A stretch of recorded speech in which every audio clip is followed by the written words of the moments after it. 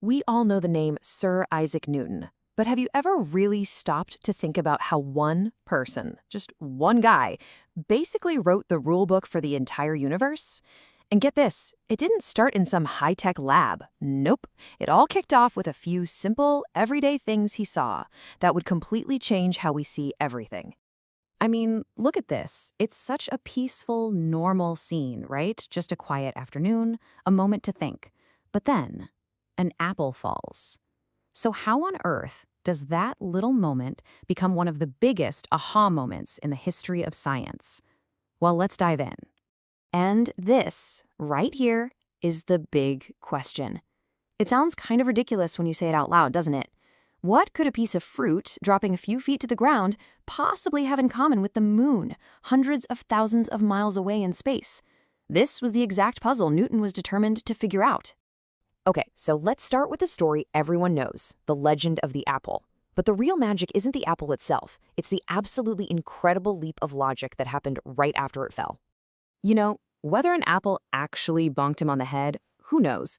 That part's probably a bit of an exaggeration. But honestly, it doesn't even matter. What matters is the thought it sparked. See, Newton's genius wasn't just in seeing the apple fall. Anyone could do that. It was asking the next question.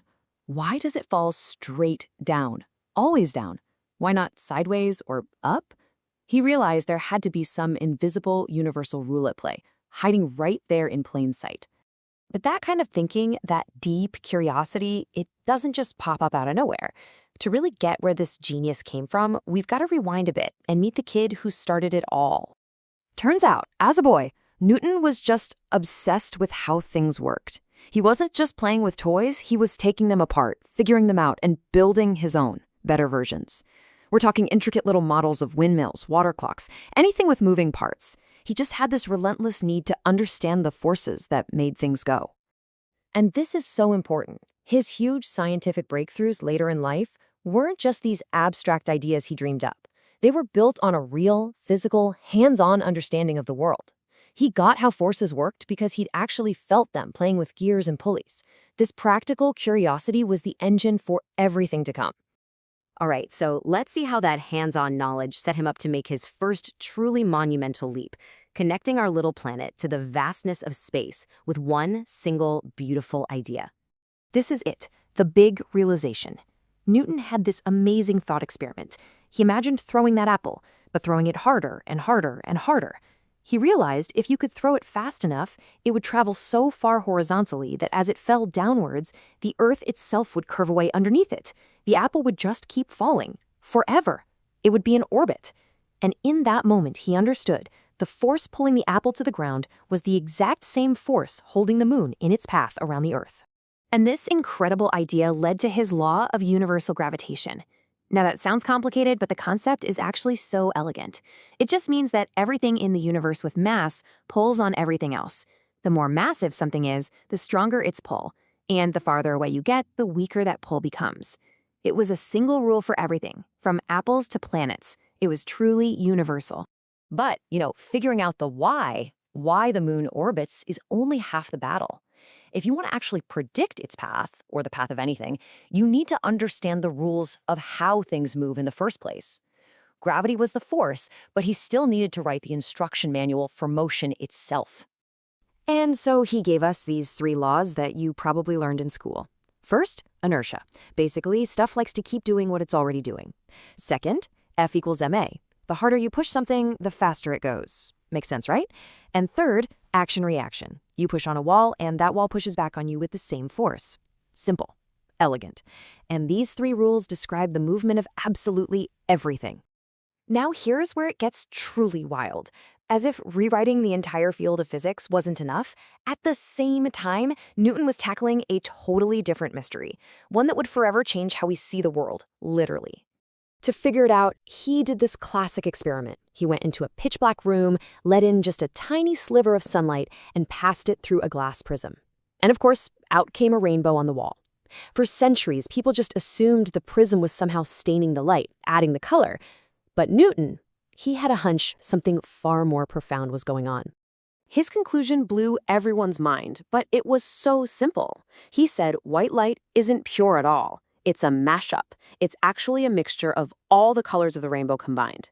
The prism isn't adding anything, it's just sorting them out.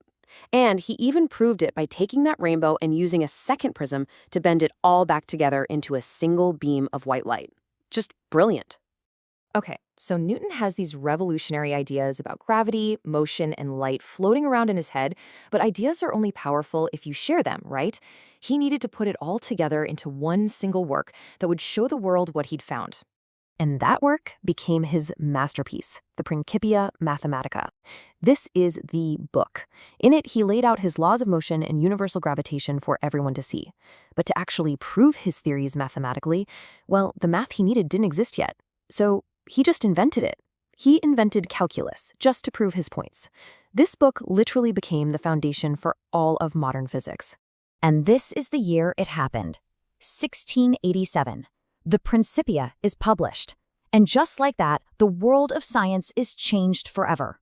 This was a massive turning point in human history, in our ability to actually comprehend the cosmos. All right, so let's just step back for a second and really take in the sheer scale of the impact that all these discoveries from this one person really had. This was his grand, unified vision. The same force that pulls an apple to the ground also dictates the orbit of the moon and the paths of the planets. The laws that govern a rolling ball are the same ones that govern galaxies, and the light that lets us see it all has its own beautiful, hidden rules. He showed us it was all part of one single understandable system. I mean, just look at this legacy. It's staggering. He gave us universal gravity. He explained light and color. He gave us the laws of motion. He figured out the mechanics of our solar system. And he gave us the mathematical language, calculus, to describe it all. Any one of those achievements would have made him a giant of science. He did all of them. He handed us a blueprint for reality that worked for more than 200 years and is still fundamental to physics today. His work is just the ultimate example of how one curious person can look at the most ordinary things and uncover the universe's deepest secrets. And it leaves you with a pretty big question, doesn't it? If he gave us the blueprint for the physical world, what blueprint is the next genius going to give us?